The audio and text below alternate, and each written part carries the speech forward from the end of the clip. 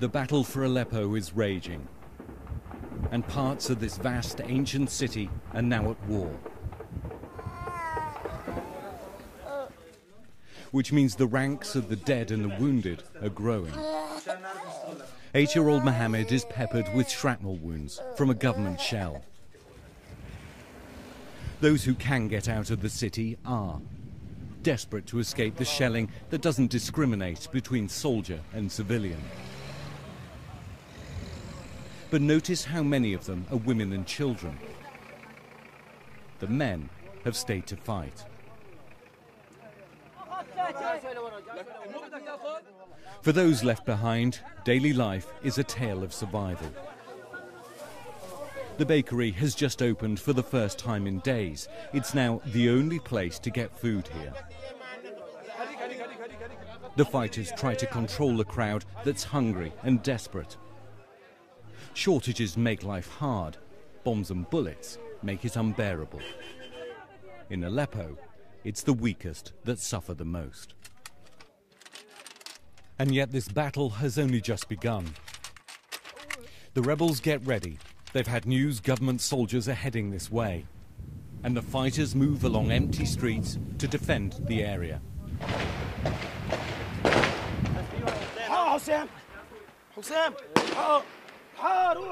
This war pitches the government against an armed rebellion. Syrian against Syrian.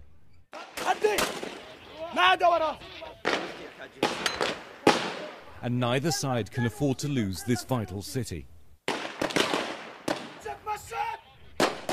Armed with just light weapons, the rebels face daunting odds as they race to support a unit that's trapped. The army's trying to take back these districts, but the resistance is stiff. Well, the rebels are now advancing. They believe that government forces are moving towards this area.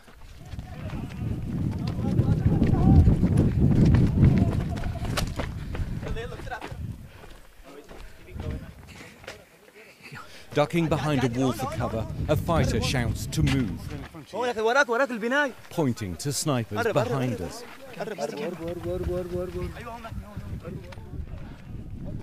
Okay.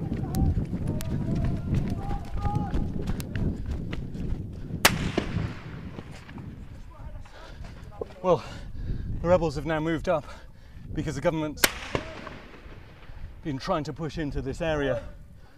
It's a very confused situation. We know there are snipers all around here. Because it's an urban area, the sounds ring out. And what you can't tell is which direction they're actually coming from. As you can see, the rebels are incredibly tense. One of the commanders has been shot. He's laying in the gutter, bleeding to death. A truck braves sniper fire to try and get him out. But the group's attacked and they have to pull back. Guns blazing, they lay down covering fire. But by the time the man was hauled up, it was too late. 3 commanders from the same base died that day. We pulled back as more fighters came to help. For a while, they were pinned down. Then en masse, they shot their way out. It's impossible to predict who'll win this war, but it'll shape the destiny of Syria and this region. And it'll leave countless more bleeding and dying. Pannell, BBC News, in Aleppo City.